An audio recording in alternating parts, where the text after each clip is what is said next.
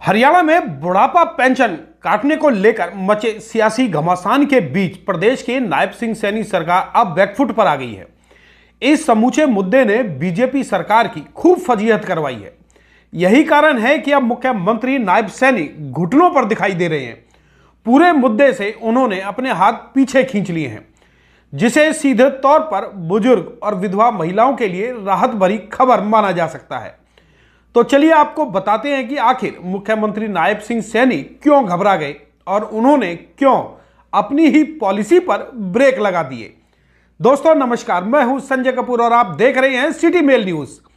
सबसे पहले आपको बता दें कि हरियाणा के समाज कल्याण विभाग में पेंशन का काम देखने वाले सेवा डिपार्टमेंट ने 65 से 70 साल की आयु के बुजुर्गों की बुढ़ापा पेंशन होल्ड कर दी। एक झटके में प्रदेश के करीब 70,000 बुजुर्ग और विधवा महिलाओं की पेंशन पर रोक लगा दी गई। यह खबर सामने आते ही प्रदेश में हाहाकार मच गया।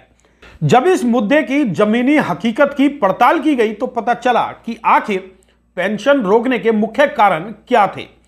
सबसे पहला कारण कुछ बुजुर्गों के खाते डाकघर में होना, इनकम टैक्स डिपार्टमेंट से संदिग्ध खातों की जानकारी मिलना, पेंशन लेने वालों में कुछ के परिवार में कार होना और कुछ पेंशन धारकों के नाम पर 20 एकड़ तक कृषि भूमि होना पाया गया। इसके अलावा कुछ मामलों में रिकॉर्ड में आयु 60 साल से कम पाई गई। मुख्यमंत्री का तर्क है कि अधिकारी ऐसे लोगों के डॉक्यूमेंट्स की जांच कर रहे हैं। अगर कोई कमी नहीं मिलती तो बकाया राशि के साथ पेंशन रिलीज कर दी जाएगी। सरकार ये सारी कार्रवाई कर पाती उससे पहले ही पेंशन कटौती प्रोग्राम सीएम के गले की फांस बन गया। बुजुर्ग सड़कों पर उतरने को तैयार हो गए और विपक्षी दलों ने भी मोर्चा खोल दिया। राज्य में बिगड़ते और बदलते हालातों को देखकर मुख्यमंत्री ने तत्काल इमरजेंसी मीटिंग कॉल कर ली।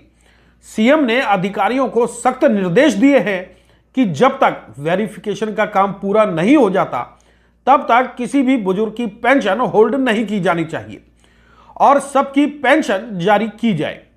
इसके अलावा सीएम सैनी ने हिदायत दी कि जल्द से जल्द होल्ड पेंशन को जारी किया जाए।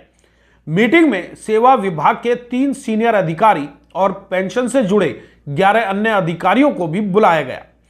सेवा विभाग के सूत्रों का कहना है कि प्रदेश के आयकर विभाग से कुछ संदिग्ध खातों की जानकारी भी मिली।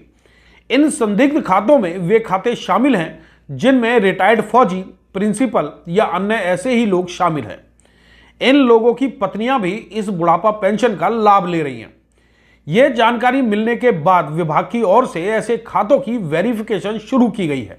पेंशन रोकने का तीसरा कारण विभाग ने यह भी बताया कि पेंशन लेने वाले कुछ ऐसे भी लोग हैं जिनके परिवार में मोटर कार भी हैं।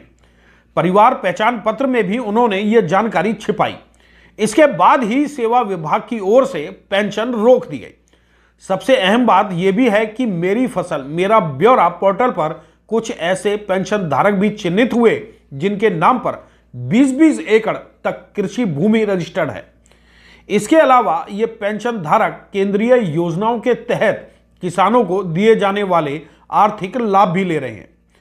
लेकिन फिलहाल तो वेरिफिकेशन की इस गेंद को अधिकारियों के पाले में डाल दिया गया है। जब तक वेरिफिकेशन नहीं हो जाती तब तक मुख्यमंत्री ने सभी को पेंशन रिलीज करने के आदेश दिए हैं। सरकार के इस फैसले से लोगों को राहत तो जरूर मिलेगी, लेकिन कई सवाल भी हैं। तो चलिए दोस्तों, मुख्यमंत्री के आदेश और पेंशन रोकने के सरकारी कार्यक्रम को आप किस नजरिए से देखते हैं? क्या सरकार को वेरिफिकेशन करवाने की भी जरूरत है या नहीं? चौधरी देवीलाल ने जिस तर्ज पर इस पेंशन योजना की सम्मान भत्ते के रूप में शुरुआत की थी, क्या उसी तर्ज पर भाजपा सरकार को भी पेंशन जारी रखनी चाहिए या नहीं? इस पर कमेंट बॉक्स के जरिए अपने विचार जरूर व्यक्त करें। यदि आप चाहते हैं कि पेंशन इसी तरह से जारी रहे जिस तरह से चौधरी देवीलाल ने इसकी शुरुआत की थी, तो सरकार को अपना फैसला बदलने के लिए इस वीडियो को अधिक से अधिक शेयर करके मजबूर कर दें।